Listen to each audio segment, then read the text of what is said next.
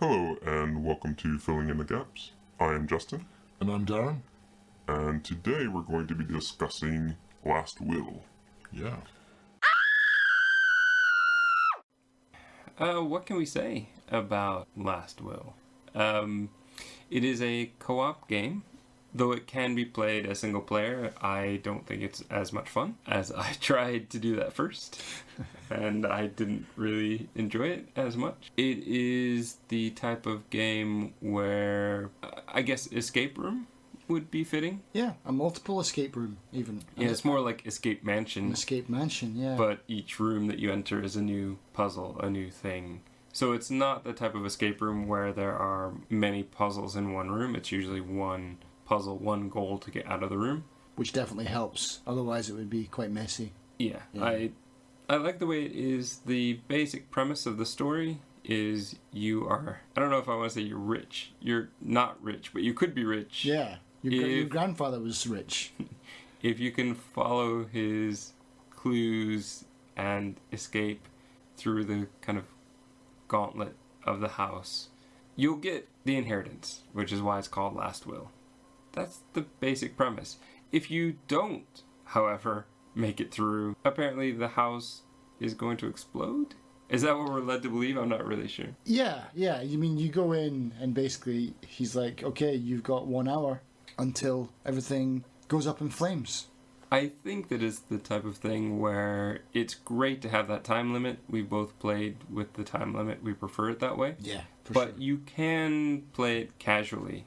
And I kind of think the first time, especially if you're playing on your own, definitely go with casual. If you're playing with a partner, it's kind of cool to play with the time limit. Gives it a bit of pressure. I think for me, what I would really suggest is definitely try to play it. You played with strangers before you played with me. Yeah. What did you think? I didn't play it with like completely random people. I played it with another guy that I know and I'm friends with on Steam. And he was actually the one that introduced me to this game. He thought I would like it, and man, I did. It was fantastic. You actually have to play with chat enabled, essentially, right? Yeah, it's not like We Were Here, where chat is kind of, that's one of the main like hinges of that game. I think you could probably get through Last Will without chat, but it would be quite difficult. There's not many places where it helps to be able to communicate, but I don't think you need it. Which is why you can do it single player anyway. There's no parts where you're separated from each other. For example, like in We Were Here, where you're like, what are you looking at? I'm looking at a wall with weird symbols. What are you looking at? I'm looking at a book with those symbols on it. I think if you're running it through, though, not knowing how the game works or how the puzzles are to be solved with two people in the room, it'd be very tough to do without at least a text chat of some sort. Which there is one sort of built into the game, which we've both had a bit of trouble getting rid of, getting off of our screen at times. Until we figured it out, just press escape. That was what got rid of it, yeah. So, positives of this game. It has some very clever puzzles. It looks very nice. It has multiple solutions to most of the puzzles, I would say. So, even with the very first entrance hall, there are some basically word riddles, but there are many, many of those. So that I've rarely seen so far the same two twice. Yeah, I mean, if you're going with like, the kind of replay value of the game, where some of the puzzles are repeated, thankfully, because those ones were quite tough. But like the word riddles, there's each time you go into the entrance hall, there's multiple versions of each riddle. But not only that, but in the room, there's riddle number 1, and then there's a second riddle number 1, which are two different riddles, but they both equal the same word. And then you've got the square thing that you can guess the word. So you've got 3 chances to solve the same riddle, which is kind of nice. It's a good. I felt that room was a really good way to ease you into the logic of the game.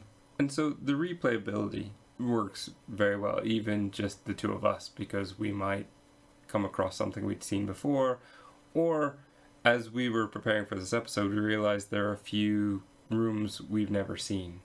Because you don't go through every room when you play through. There are extra rooms, so there are times where you won't even necessarily see every room, even though we've done at least 3 playthroughs now together, and there was even a room I think that you hadn't seen yet. Yeah, exactly. I mean, even in chapter 1, there's 4 chapters. In chapter 1, there are 9 rooms, and you only get to see 5 of those per chapter, per playthrough, basically. So there's, out of a possible 9 rooms, there's 5 that you're going to get to see, and then within those rooms, there are multiple riddles. So there's quite a lot of replayability for this game. And it's good. It gives it some value. There's a lot of achievements for the kind of Chivo hunters out there. There's 50 achievements for this game. You know, some of them are quite hard to get, I think. There's a lot of reasons to go back to Last Will and play it again. As a way of kind of being fair, the game isn't perfect though. There are a few small things that can really irritate a new player. One of the things is the loading into like a black screen where you can't do anything. That's definitely the most common one, for me at least. There is definitely at least one time where we did that, but I moved and we realized we'd actually kind of spawned into each other, so we could move and we're actually fine. But that was one time out of maybe 6 times where that happened to us. So that's very frustrating. My theory, I don't know if it's true or not, but at this point my theory is that as the second player, not the host, if I clicked start after you had already clicked start, then that was what caused the problem, but we're not really sure. Exit the game, start it back up again, you'll probably be fine. I mean, I know a lot of people have complained on the kind of Steam review page, like the game's too buggy, it's unplayable. That's nonsense in my opinion. The black screen only ever comes at the beginning of a level when you're entering for like the first time. It doesn't appear once when you're going through the chapters. It's like at the beginning of your playthrough, and it's solvable. It's not like you're getting halfway through the Chaos Gauntlet and then, oh, it's black screen, now I've got to do everything again. No, it's a small bug that occurs right at the start and is fixable. And usually after we exited out and come back in, it was fine the second time. Another thing that I would warn listeners about is there is the option to save your game, but even when you restart the game, it just restarts at the beginning of the chapter. All the rooms are randomly generated, so it really will just start you at the beginning of the chapter. So don't make the mistake that I did of starting the game thinking I could save it and then come back to the room to solve that room later. The puzzle will be different. You may not get the same room. I was a bit gutted because I'd gone through, I think, 3 or 4 rooms to get to a point where I couldn't figure it out quick enough and I had to go to work. And then I came back and had to start in room 1 again. I was in the entrance hall again. So just beware of that. Yeah. It saves by chapter, not by individual rooms. The other problem, and this is something that hopefully will be worked on as the game continues to survive, is items occasionally falling through other items or falling through a wall. And once that happens, there's not much you can do about that. I'd say that's the only kind of really frustrating bug that the game still has, is because that is one bug where you can be halfway through a run and then all of a sudden the picture frame that you're carrying that shows you... I can't say that. Why not? Because this is the spoiler-free section. Oh. Okay. So it is. Yeah, just erase that. Sorry. So, but it's important to know that it does happen. It's unfortunate. It's something that hopefully will get worked out in the future. I like this game. I would definitely recommend this game, particularly if you want to play with a friend. I would say go for it. I think this game is pretty worth it, especially for how much you could replay it and play it again later with somebody else, or even with the same person, and possibly find puzzles you haven't found before. It has a lot of value as far as that goes. And as far as escape room, I mean, I guess I probably haven't played as many as you, but this is one of the best video game escape rooms I've come across. Well, I mean, that's what I mean. It's like if you were to go to a real escape room, you know, they're not cheap to go to in real life. And you're really paying for the props and the quality of the puzzles and stuff. And as far as a virtual escape room like this goes, it's like, you know, it's all about quality of puzzles, and I feel that the puzzle quality is logical and I didn't feel cheated or kind of shortchanged by some of them, or at least most of them. Yeah, I mean, it's good value. I mean, it's only $10, I think, or so on Steam, and I've got so far, and this is without me just like trying to overplay it just for this podcast. I mean, just seriously playing it and still enjoying it. I've got about 25 hours on this game. That's 50 cents an hour. That's great. But yeah, if you've played We Were Here, and you... Or you just like escape or rooms. Or you just like escape rooms, or if you want more of that kind of stuff, yeah, it's definitely worth picking up. We enter into spoiler territory. We are probably going to be talking a lot about puzzles and specifically how the puzzles worked, why they worked. If you've not played Last Will, now's the time to step out because, yeah, this is a heavy puzzle game and not much more to it. So that will be the focus. Let's talk. Let's talk about the entrance hall, I guess, because that's where we start. I love the idea of the story for this game. I really do. I love that we have that letter from the lawyer saying your grandfather wanted you to come an hour before I show up. This is pretty common with rich people. There might be stuff that they tried to hide from the tax man somewhere in the house. You want to find them, you have an hour, right? So that gives a logical reason for you to be in the house ahead of anyone else. And then there's the letter from your grandfather saying how the family tree has grown some rotten branches or something like that. Yeah, he's just this miserable old git. So basically, you have to prove yourself to him in order to get everything. I like it. It's simple, it's straightforward. It's a good reason, a good story to have an escape room. That kind of, if you don't make it out in 60 minutes, then nobody gets anything. Definitely extreme, but at least it gives a reason to be there and a reason to have to escape in a certain time. The statues. There's a big statue right in the middle. Sometimes. It changes. Yeah. Right? So even the room itself will look slightly different depending on when you start. This room, I think after I solved this the first time, I found this room to be quite frustrating because it's not that interesting puzzle-wise. It's just interesting riddle-wise, I think. And there are a few riddles that I'm wondering if they just translate slightly differently in English or if the meaning doesn't quite mean the same.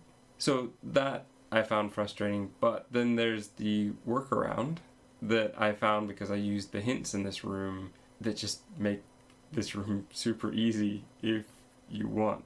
So by all means, listeners, go ahead and solve those riddles. Oftentimes there is a clue and then what is called a hint. There are basically 2 clues for every riddle. Many of them are fairly easy to do. They're just 4-letter words and you have a limited number of letters.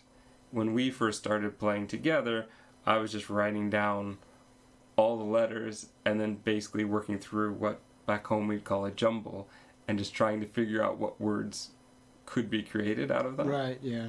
But using all the hints, it basically told me, oh, there are these weird squares on the floor or in a cupboard. Those might have a meaning if you look at the paintings upstairs.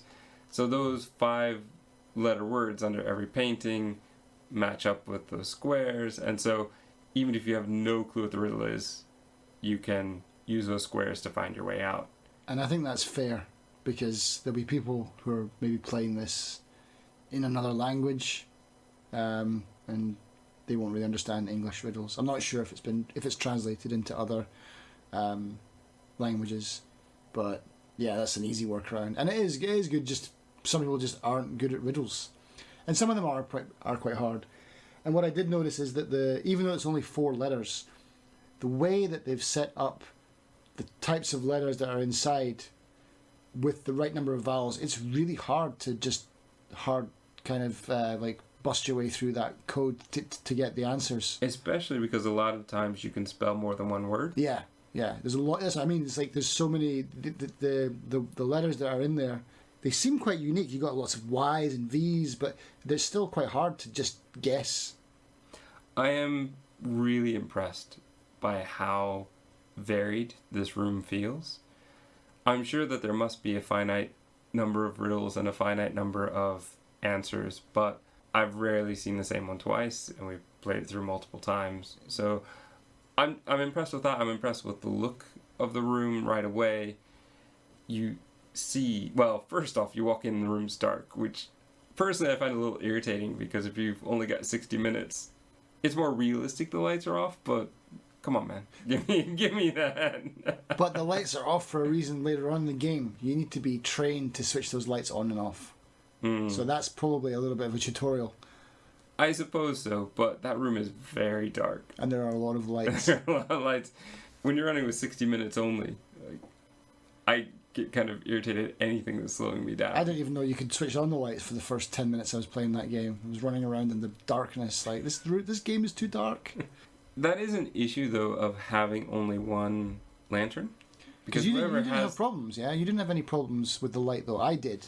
You did. I didn't need it as much, but there were times where me not having the lantern in the observatory specifically, there was a time where if I'd had a lantern, I would have seen a clue that I didn't. Right, okay. But I think it was very obvious to you because you had the lantern. I don't mind so much. Most of the time it didn't really bother me.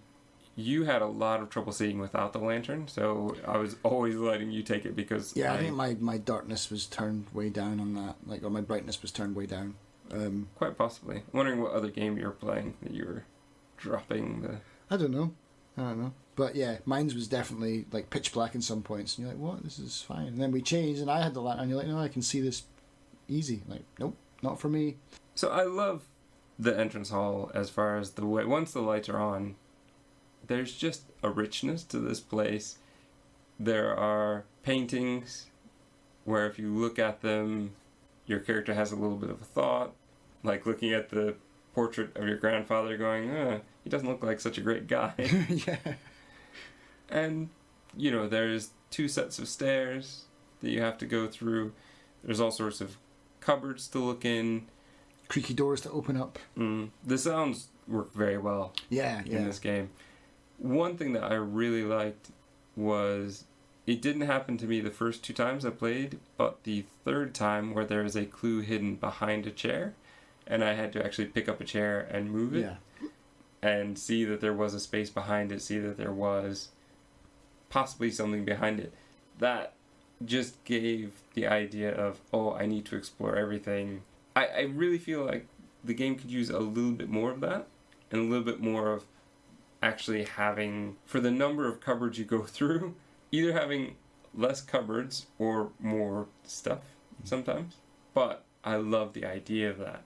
It's the type of thing where if they were to make a second one, I would just hope that either a bit more, find that, or maybe more locked cupboards, because there are some rooms are just so many cupboards to get through. But that was the entrance hall, and the entrance hall is always your starting point. No matter what, that's always your starting point, because that's where you get your story. That's the room where you kind of get an idea of how this is the game, and this is how it's going to play. But I love the entrance hall. I think that it sets the tone for the game very well. It's a fairly easy puzzle with multiple ways to solve it, and every time you start, it might be just a little bit different. So that's still into chapter 1. You've got a list of rooms. So where do you want to go from here? So the entrance hall into... Well, the study parlour is next on my list. The study parlour... Is that the butterfly room? Yeah, that's right. Which we didn't really understand what we were doing. No, we got through that completely randomly, actually. We basically just shoved our way through. Yeah, we clicked all the switches and just click and hope. And we luckily got the right order. Whereas the real solution is so much more interesting. The first time I had seen the note about the butterflies, I saw the butterflies, and the note says something about your experiments with electricity and bringing things back to life. And I went, well, that's got to be the butterflies. But I was never staring at the butterflies when you hit the button. And then there was the other note that we thought was telling us how to put things in the room in order, in a particular way, which is how we kind of guessed our way through, but it wasn't right at all. No, it wasn't even close. The real solution for that puzzle I like a lot. It's pretty simple, it's pretty straightforward, and again, it's the type of thing where it's so much better to have two people. That's definitely something that is great for co-op, because if I'm off in another room and I'm talking to you on Steam chat going, okay, Justin, I'm going to throw this switch, click. What happened is like, oh, well, a bunch of them opened and some of them closed. And like, oh, yeah, I'll try the other one. You know, we can communicate with each other, but if you're doing that single player... That's a lot of running back and forth. It's a lot of running, and I don't even think you would know... Maybe we just didn't click. And because we managed to just blunder through the first one anyway, it's like, oh, well, I don't know how we did that. That's kind of dumb. But actually, it's not dumb. It's a pretty clever puzzle. We're dumb. We just missed it. But then after that, I mean, that's a good room. It's a nice room. It's a pretty room. But it's not my favourite room. Definitely not. What I like about this game is the just hints of story that we're given throughout this game. So there are all sorts of hints about the professor, our grandfather, and things that he had been working on, things that he had done. So the butterfly and electricity thing, that's just kind of the beginning of things that will get slightly darker and slightly more intricate. Maybe complex might be a better word for the story. There's also issues with the women and how the professor had two wives, one that he loved, one that he kind of just settled for, and then letters from the woman or diaries from one of the women talking about Edmund, but I'm not sure if Edmund was my grandfather. So there's a lot there. I think this is the type of story that you would love because it requires you to put it all together and make your theory.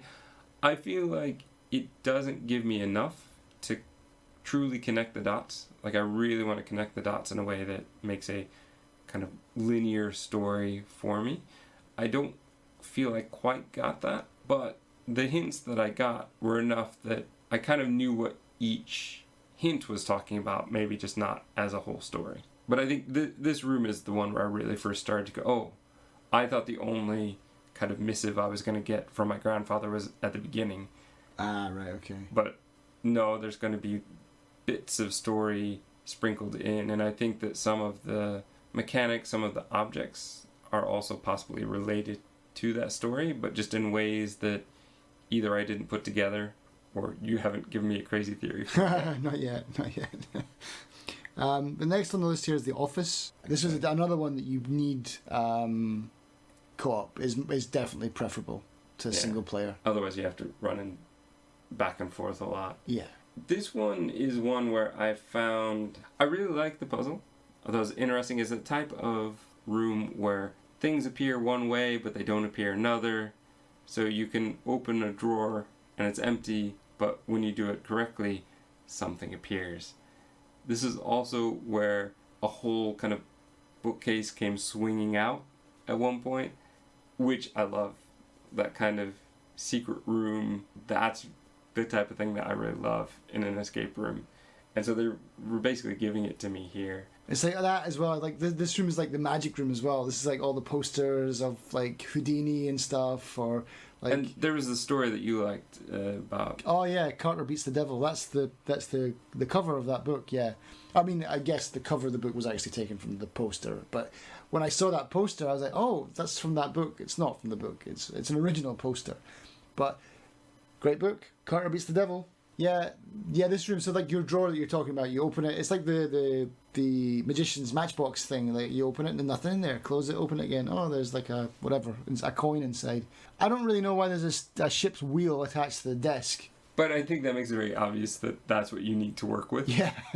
Yeah, the tarot card. Like, cause that you spin the wheel, that moves the tarot card. But the tarot card is like way too far away to see what card you've turned it to. So I had to go over there and basically watch it, because that was the thing with the steering wheel, is that it was a bit touchy, and I felt like sometimes it would jump 2 cards and sometimes 1. I had a lot of trouble making it just turn slightly. It was fairly straightforward once you know what you're looking for and once you know what you're looking at. Yeah. Yeah, because it wasn't until it turned that I noticed, or you noticed, that, the tarot cards are ticking by like one of those like old clocks. Yeah. But yeah, that's a decent room. The library, though, that was a fun room. Again, 2 people, because Definitely. having to run around Definitely. this room. Yeah. But yeah, this room was clever. Actually, very simple room once you think about it. Yes. I didn't realise we were looking for the name. Like, you got that torn sheet. Yeah, you thought it was the last letter on each line. And it didn't make sense to me, but I was... You're like, you've done this before, Darren. Yeah, okay, I'll do this. Let's yeah. listen to you. It's like, this is what I thought the first time I played it, and I was wrong, and that's why we died in this room. And it wasn't until we got, like, this isn't working. It's like, oh, because that's not even close to what the answer is. It's just the guy's name. Oh, no, it's the woman's name. Yes. Yeah. And then there you go. But this was a fun room. I like this room. But finding the books, I'm glad the books are well marked. Yes, that would have been a nightmare if it hadn't been. Yeah.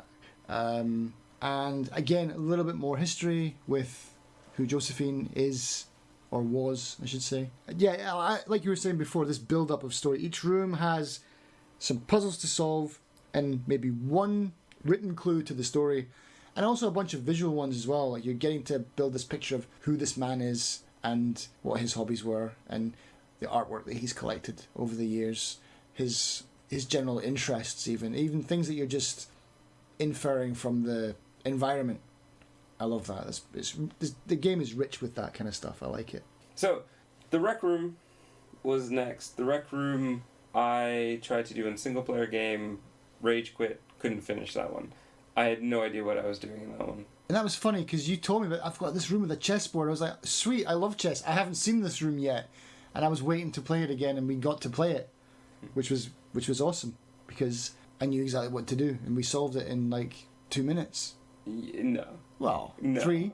It wasn't that long. No, it took a while. Actually, and I told you this afterwards, like, the reason that this puzzle was so easy is because I've seen this before in Professor Layton. The knight clue to that puzzle is that's how you stagger the queens. You stagger them in a knight fashion so that they're not diagonally touching each other. They're 2 up and 1 across, 2 up and 1 across, 2 up and 1 across, and then down the other side. And then it's always those last 2 pieces that don't fit into that pattern. You're like, oh, where do these guys go?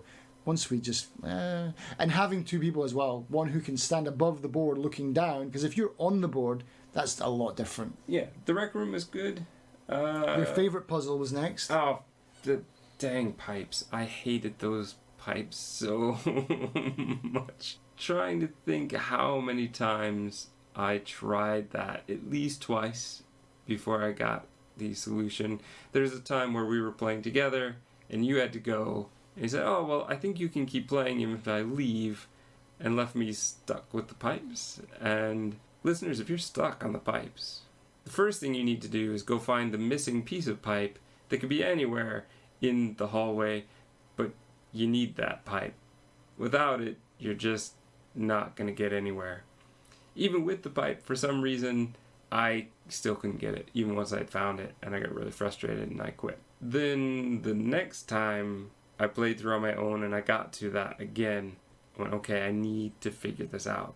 And it's a matter of opening, closing pipes, and I get that, and I understood from the beginning. That's, I think, what I find the most frustrating. This is one where I knew the end game before I even started. I knew what the idea was. There are 3 things they need to light up. That's pretty obvious. But the problem was sometimes you hit one lever and it moves another lever, but not always. So that was very frustrating. I think that it's actually designed so that no gas could kind of escape in a way that it shouldn't. Yeah. So those sections where the pipe wasn't connected so that gas doesn't escape into the hallway has been set up so that it can't do that accidentally, which is good, but it's so frustrating as a puzzle. Here is a puzzle where it doesn't change. I can do this puzzle in about 2 seconds now. Now I'm okay with this puzzle. Yeah, but at the beginning... No, I hated it so much.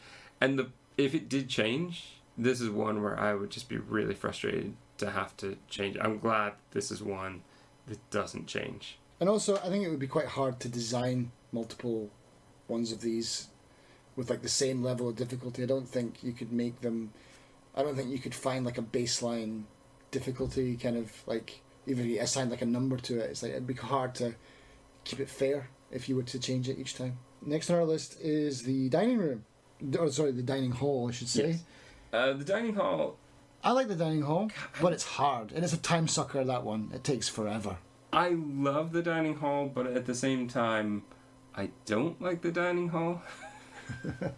I love the dining hall for what it is. It's a logic puzzle. It's also kind of hidden. You need to find all the objects.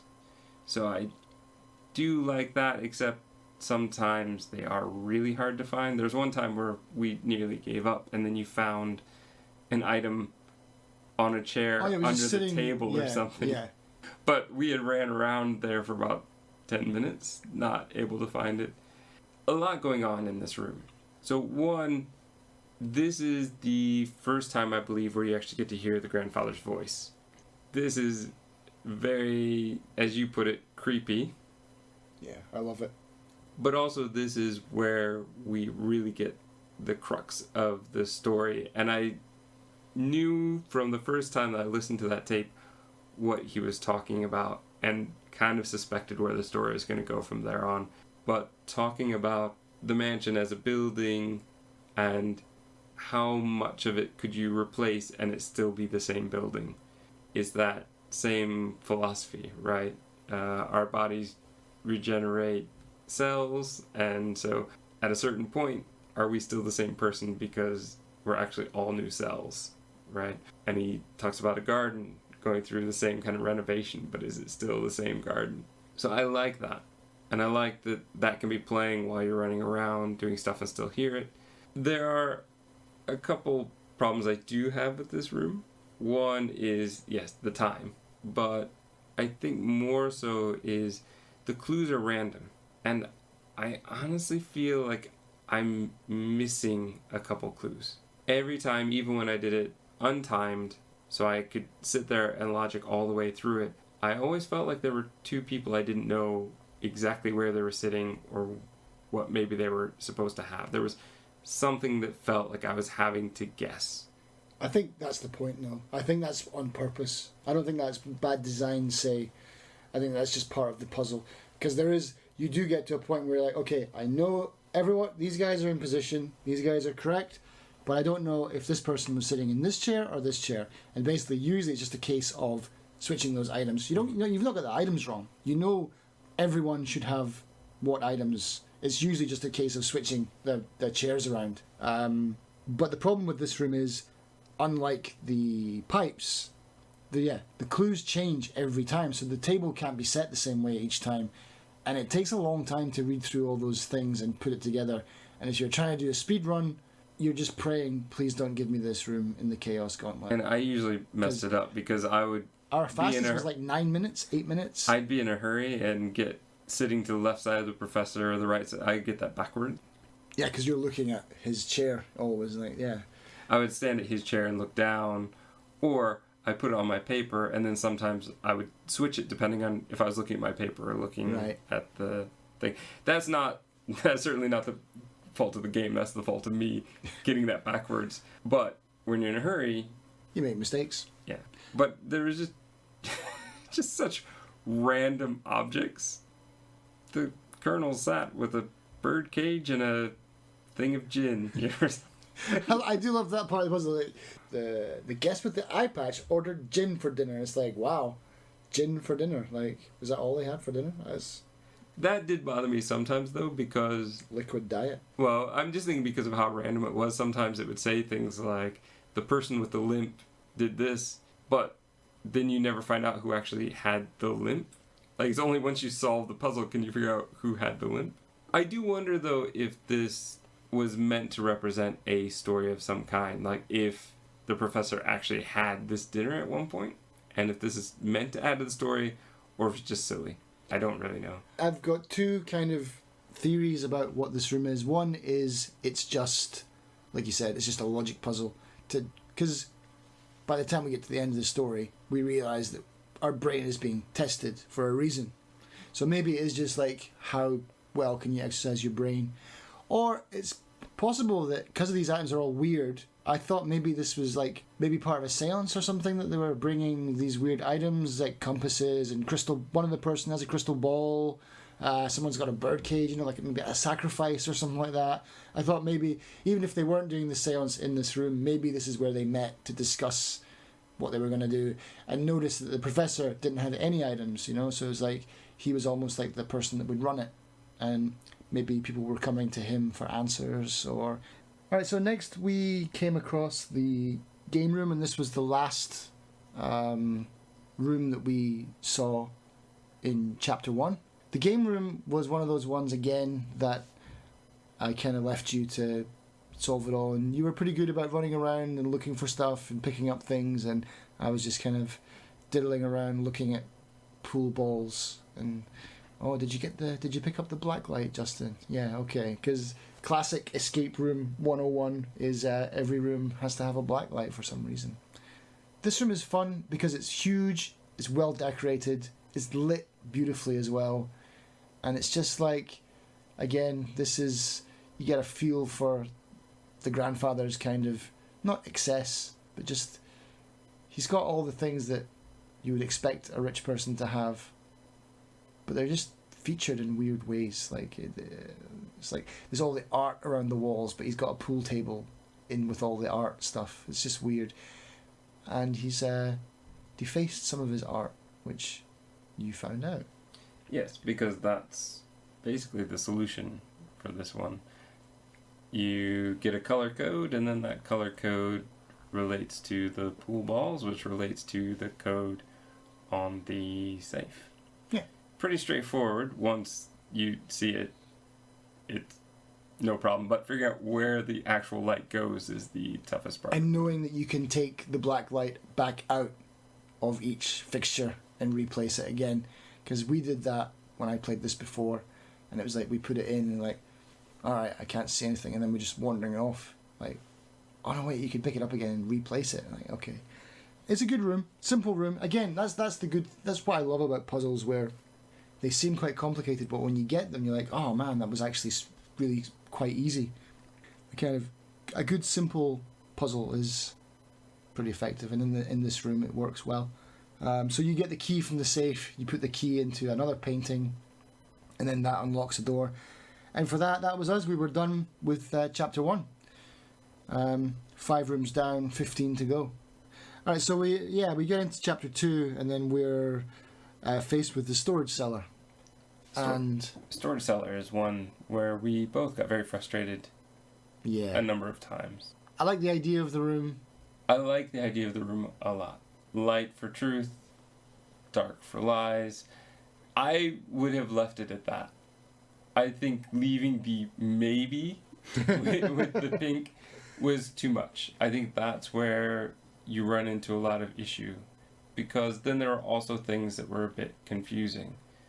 It would say something like, there are 2 metal crates, and they don't look metal, but they have metal hinges. But I think later on it says wooden storage crates. There was another totally different clue, a different time we played, yeah. And there was the thing about brooms being discarded, but we didn't know if that meant if they're in this room they're discarded, or if they were thrown down they're discarded. We didn't know exactly what that meant. There are other things too, like the clue about you are on the lower level of the building, and by this point, how do I know where I am? There's a lot of up and down stairs.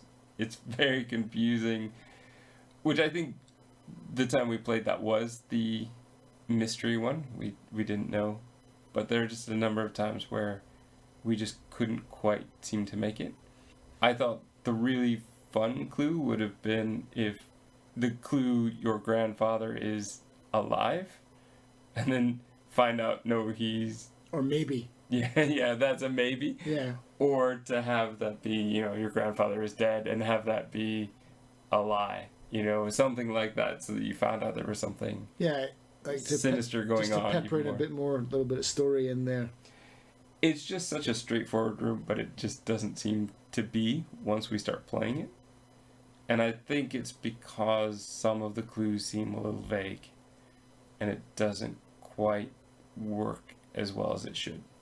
And to be fair, there's not a lot happening. in these rooms either. They're quite empty for a storage cellar. There's not a lot of storage going on. Yeah, it's more storing these candles and pieces of paper.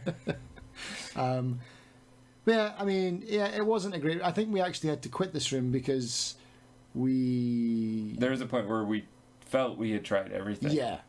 But this is also another time where I think you need to be able to communicate, because... that's why we quit. You could be running around turning lights on, and I'm also turning lights on, and that could mess each other up. But that's why we quit the first time, because it was the first room, and I was like, well, it doesn't matter, because we're only just starting. Let's just restart and hope we don't get this room again. Yes. And then we did, but we found our way through. Well, we got it again later, but not in the first room. And then when we got to it, we're like, oh God, we got this room again. I hope the clues are different. And thankfully, maybe that's a good thing that the clues do change for the riddle parts, because it would be a case of just banging your head against the wall then, because we're like, we've done everything we can for this room. We can't overcome it. All right, I might just quit and I'll go and play something else now. But that's good that they changed the riddles. And the second time, it was a bit clearer for us, and we got it. But then, this probably, after we finished the storage cellar, that took us into the chapel. The chapel is one of my favorites when it comes to story. Yeah, it's got a lot of story in there. It's really cool. It's basically the story of his romantic life in 5 sections, 5 very brief sections, all symbolized by an object. Sometimes the object's a little hard to find, but I did really enjoy this. Not so much for the puzzle. The puzzle was a piece of cake, except that it's not really clear which side of the table you set the objects on is number 1. Yeah. So I had to do it twice the first time, but I knew what was going on. But I love it for its story and what it's doing, and what it tells us about the person we're trying to, I don't know, understand, because this is his game, right? That leads us though to another problematic room, which was the dark room. Again, a simple puzzle, but here's one where I did it correctly, but it didn't work. And you said you'd had this problem when you played with your other friend. Yeah. You have to... I think the problem is, in this room, and again, I'm not a computer engineer or programmer or anything like that, but it seems to me that the light, even though there's a wall between the dark room and the room where you set down the photographs, the light seems... It's like the wall doesn't exist, and that light just bleeds into the dark room. You have to turn the light off in the adjacent room as well, even though it's divided by a wall. And the lantern you're holding, I believe, as well. Yeah, yeah. I mean, but that makes sense. You can't take the lantern in, but the light on in the next room, like, that shouldn't really make a difference. But I guess just the rule for that room is it's called the dark room, so make it all dark. And also, one thing this is like maybe the only thing that didn't make sense to me in maybe the entire game, is you develop the same photograph over and over and over again. It's like, I would have liked it if they'd had a different, again, just a little tiny snippets of story. Like, here's a picture of the woman, you know, the wife that died. And that's kind of cool as well, from like the chapel, when you find out how you find out, like, that kind of explains the 2 paintings of the woman, the young woman and the older woman. I reckon the young woman is maybe Josephine, and she's the one, she died in childbirth, and that's why this guy resents his entire family pretty much, because his offspring caused the death of the only woman that he loves. It could be. Could also be the offspring are from the second wife that he didn't really love. He doesn't like his family very much. No, he does not. But yeah, so the dark room, yeah, like, yeah, it's the same picture. The mansion. Basically. Yeah. Like, well, you know, that's an afterthought really, but then the next one after this was a really cool room, and again, this is another example of where I played this multiple times, and I'd never seen this room until we played it together, and that was the wine cellar. And I was like, yay, finally a room that I get to play with you and like put our heads together. And the wine cellar also is one that you need an achievement for, so there you go. Not overly complicated. We figured it out pretty quickly, I think. But I liked it I liked it for what it was. I liked it for how it worked. I liked the visual of it, to see the keys magically appear as they did. Or that one side, which is just a skull, which doesn't get you anything. Yeah. Because I was running around putting them into position, and Justin, you check this and tell me if anything changes. And you're like, well, a skull just appeared in front of me. And like, oh, I wish I could seen that, but yeah. But yeah, it's a simple puzzle, really. Yeah, quite easy, but it does the matching job. Colors essentially, but it works very well, I think. This leads us to a room that I found to be a bit more complicated. You already kind of mastered this room by the time we got to it, and that's the bunker room. Yeah, the bunker is pretty cool. The bunker is cool, I think, because it has what I think are many red herrings, but maybe not. They might be a different type of puzzle depending on what clues you get. There's a ham radio and a Morse code thing, and I would so love it if that was an actual puzzle to solve, but we didn't get that. We got the one that involved a black light and the Caesar cipher. Yes. Yeah. Which is pretty straightforward. I would say that the mechanic of turning the dial, though it's very cool, is a little clunky. And if you mess it up, then you have to kind of go all the way back through it again, and that's really frustrating. Yeah, when I was playing that with you, it was like that bit in Toy Story when what's his name, the Tyrannosaurus Rex is like clicking through the channels. He's like, no, you're going past it. It's like, no, you're going to go the whole way around again. Click, click, click, click. But you were saying like this doesn't even make sense. But afterwards, I was thinking it's probably more like you're maybe turning the light bulb, because the light bulb is maybe shining that thing down onto the ground. So you're not actually physically turning the ground around. You're actually turning the light bulb to match the cipher part of it. That's what I took away from that. Perhaps. I think we'll give him the benefit of the doubt on that one. But yeah, I was going, what, am I moving the whole floor here? Yeah. How is this working? But I love the whole idea of it's just a series of mundane things to do around the room to make it open. Yeah. I like that a lot. And you get to listen to Churchill on the radio. Yeah. It's a decent room. And that really concludes Chapter 2 for us. Chapter 3, me and you did the greenhouse, but the greenhouse is pretty straightforward. It's basically look at some flowers, spell out a word, and you're done. It wasn't the best room. The room that I wish we had done was the pantry, because I am so bad at maths. I suck at maths, and this is a maths puzzle to the nth degree. Why do you wish that we had done that one, though? Because it's... I wish you had done the one that I hate. well, because I didn't solve this one. My friend from before solved this. Oh, so you didn't quite understand how it worked? I still don't understand how it works. Basically, you've got a table, and it's you pick up in inventory kind of items, and then when you set them on the table, each of them has like a numeric value, and then you have to somehow put them in the right order so that they add and subtract or multiply together to make this value, and then there's a bunch of bells on the wall and you ring the bell with that number. You do that 3 times, the door opens, but I'll be damned if I could work out how to do that, because it is... Maybe next time. Maybe in our chaos. If we see that in the Chaos Gauntlet, then I'm just going to stand in a corner and watch you solve this, because it's... I don't know. I have no idea. It's too tough for me. So it takes us to the master bedroom, which isn't the most interesting puzzle. It is the one with the cards on the wall. It's got a bit of story in there as well. You got the paintings and stuff of the wives. There's a bit of just kind of logic puzzle there, which is good, but it's pretty straightforward. But at the same time, I don't know how difficult I want it to be. I do want there to be a variety of complications, and especially when it's being timed. It's probably good to have some that are faster, some that are slower. Sure. If you had all dining room, you'd be in real trouble, right? So after the bedroom, we get to the conservatory, which is the... Not the observatory. No. Listeners, you don't know because we probably edited it all out. But he's been dying to talk about the observatory. He keeps confusing it with the conservatory. Colonel Mustard did it in the observatory. Just stop. Oh, gosh, no. All right, so...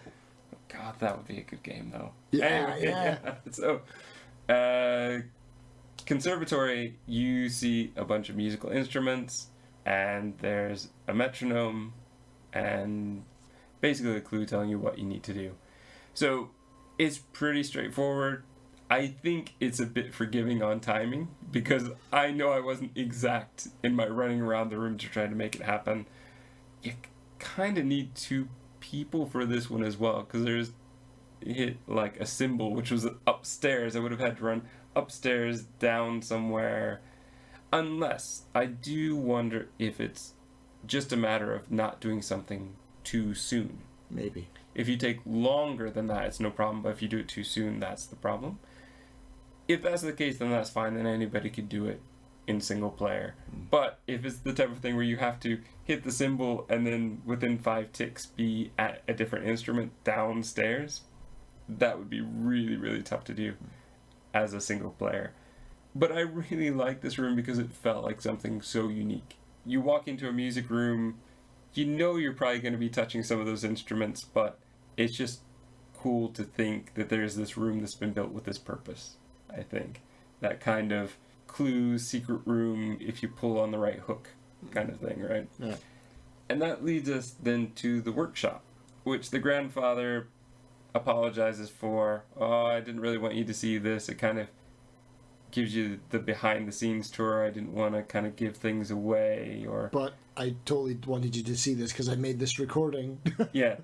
This is one of my favorite puzzles, I think. Yeah, it's a good puzzle and it's a good room because it's got tons of backstory. It's basically, he's Jigsaw, really, you know, from the Saw movies.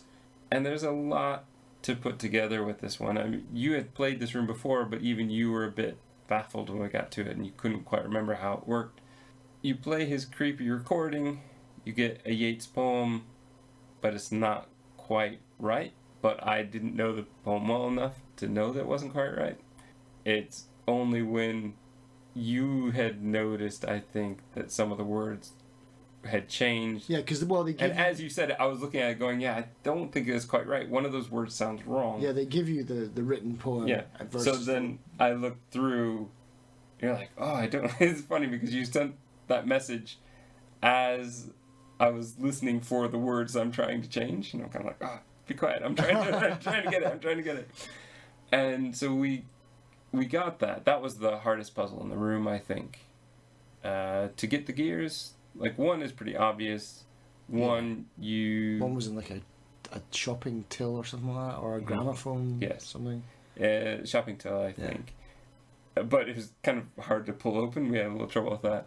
But that puzzle where we have to see the objects on the shelf and kind of correspond that with the poem and just how that poem was not done correctly, it does lean towards feeling like two puzzles in one. But with this one, it didn't bother me. With this one, I felt like that worked. It did add that bit of, yeah, I did have to put these puzzles together. I did have to work on it to make this happen. Because otherwise, it would feel a bit like, I would wonder, how did he put all these puzzles together? Did he do that in the library and then clean up afterwards? Which I guess is possible, but I like the idea that there was a workshop where he worked on this for a long time to make this happen. That leads to... That leads to the chapter 4. That's the end of chapter 3. Yeah, so there's chapter 4. Now, you can talk about your favorite room.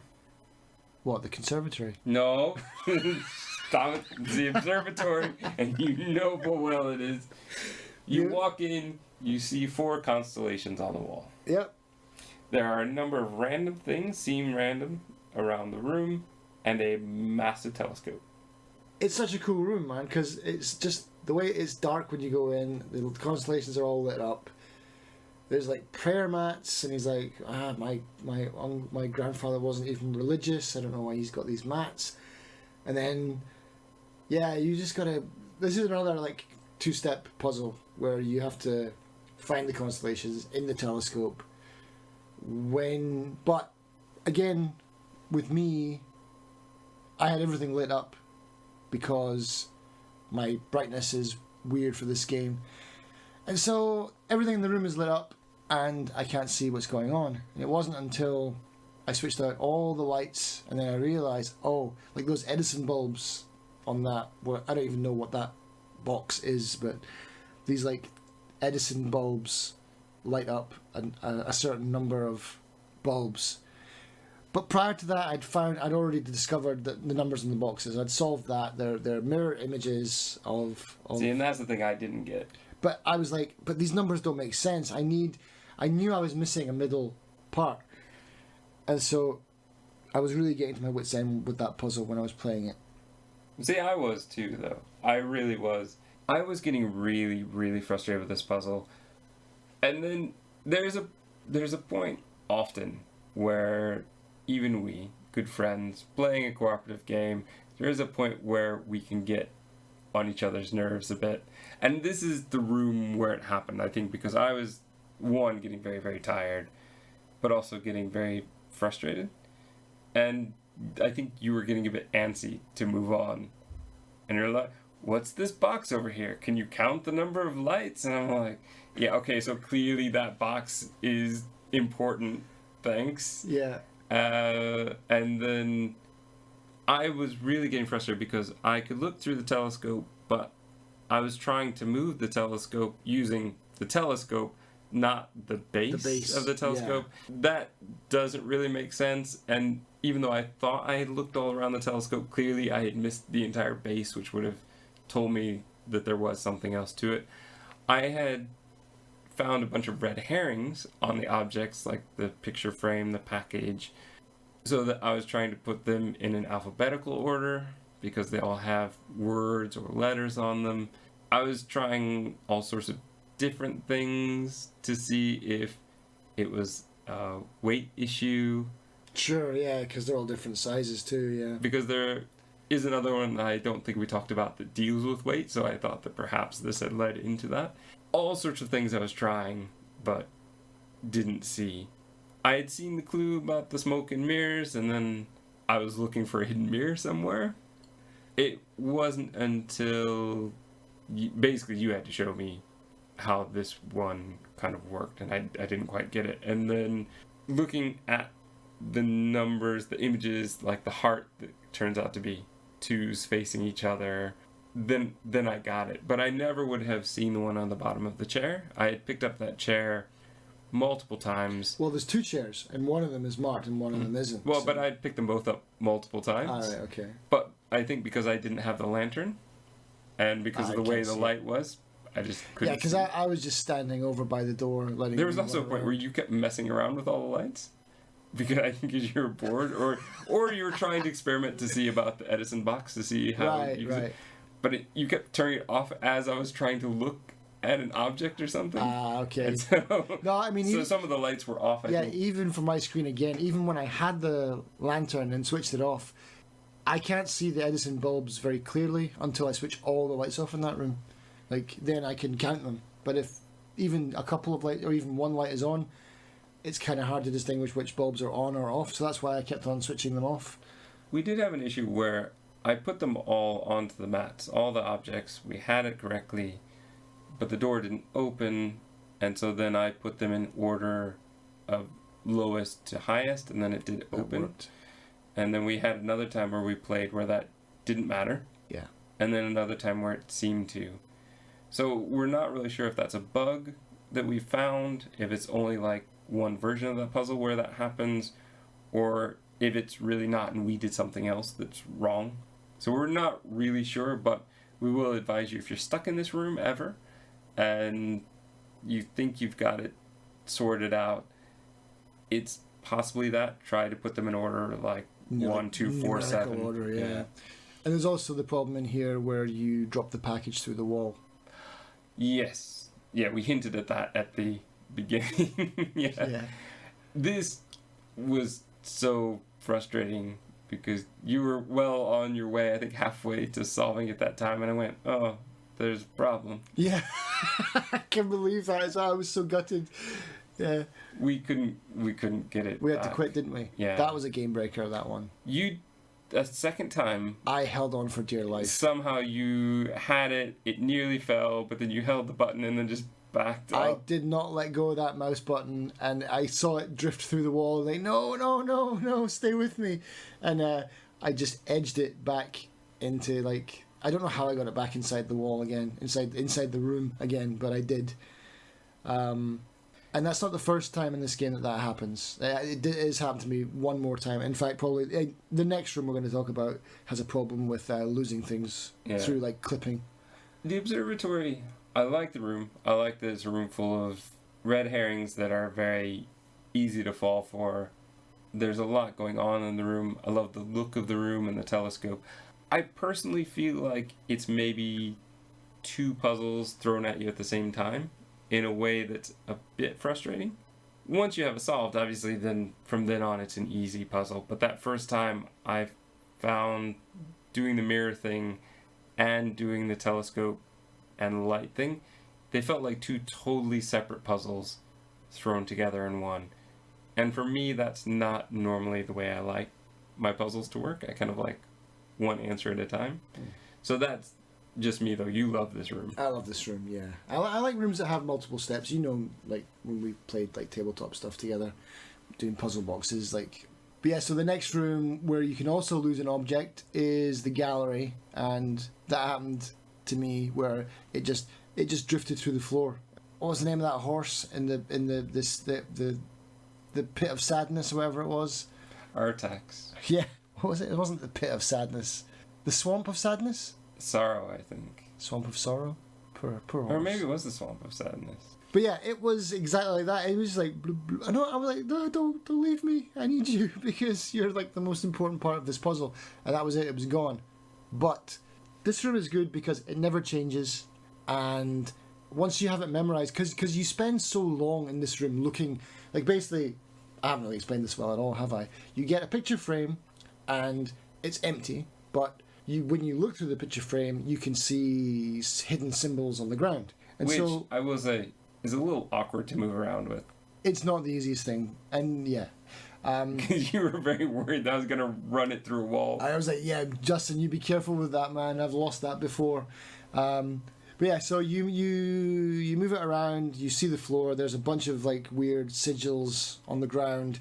And basically those things are the things that you have. Basically, it's really simple. Just don't step on those things. They never change through the playthroughs.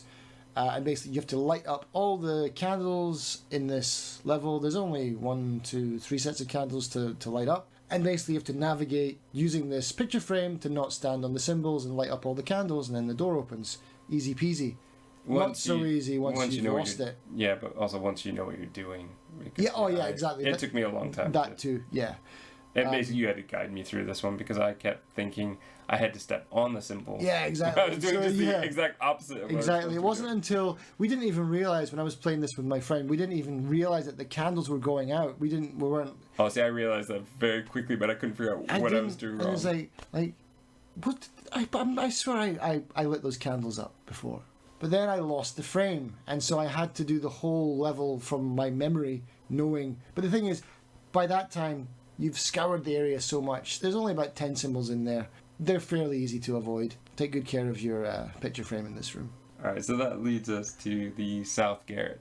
I was doing it incorrectly, but mostly because I was just reading the set of clues. They're all the way around. Yeah. I think I was meant to be looking at them as columns, and I was looking at them as rows. Yeah. And kind of overthinking what the hint meant. It's pretty straightforward. You just pick the odd one out, basically, and go for it. And that's it. But this is another time where you get a creepy message from Grandpa. And hey, Gramps. This one, I'm not exactly sure exactly what he's going for. It's more like about time and... Immortality is what he's talking about. Yeah, okay. So then, again, it leads into it, but I think... I don't know. I don't feel like it was quite as clear or as obvious when I was listening to it as the dining hall message. Sure.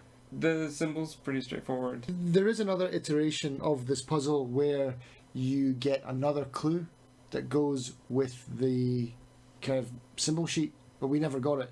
That turns this into another 2-step puzzle, and so it makes this puzzle a little bit harder. But again, that's what I like with all these rooms and why we think they've got red herrings, but they don't. It's just that's for another puzzle on your next playthrough, so you don't get too used to and bored of the puzzles that you've already solved. The laboratory is the next one, and that's a pretty cool puzzle, because I just like this puzzle because it reminds me of other puzzle games like The Room, or like kind of Cthulhu stuff, where it's just this heart in a jar. It's doing nothing, and then you do something correct, and it just like boom, boom. It just starts beating out of nowhere.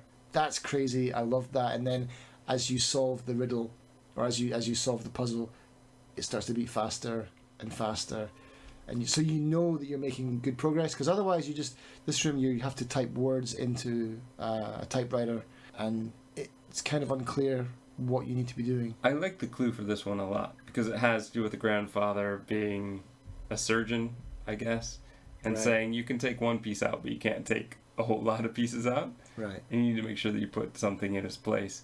So it really is a good word clue here for what you need to do. And I would definitely suggest make your chain of words ahead of time so that you can do it quickly. We had one where we just needed to change the one letter every time, and that was it. Like the first letter. Yeah, the first that was letter. pretty great. Yeah. Yeah.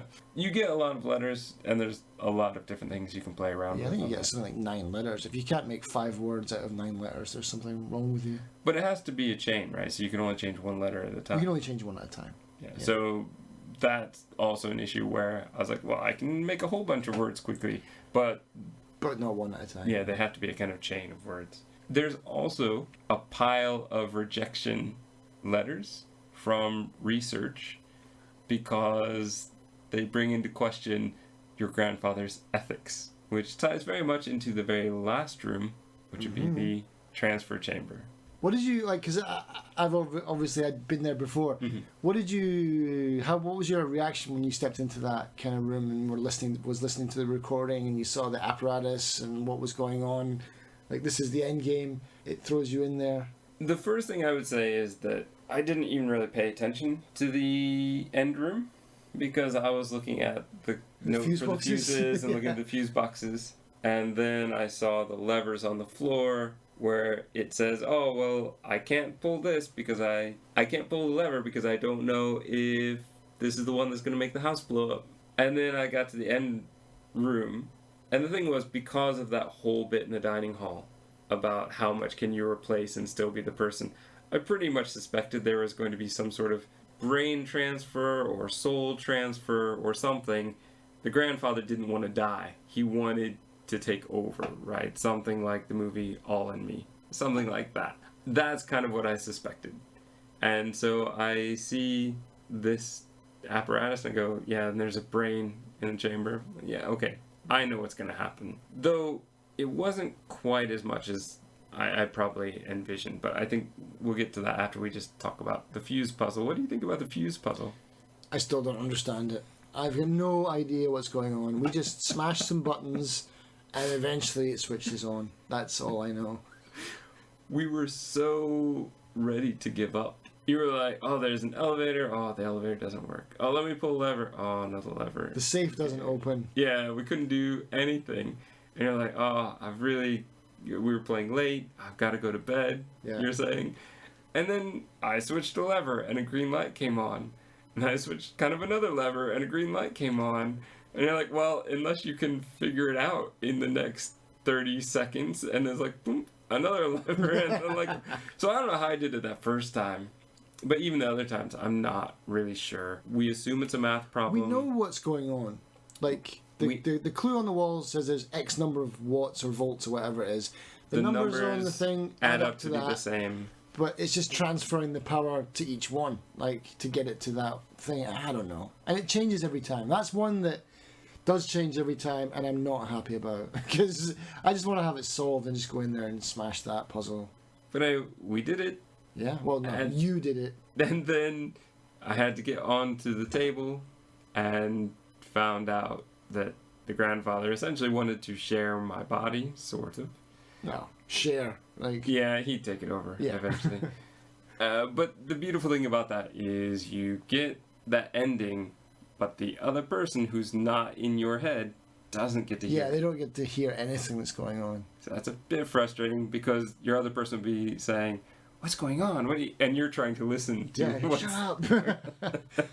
And then you get to the levers and you can pull the lever now to save your life and stop the explosion.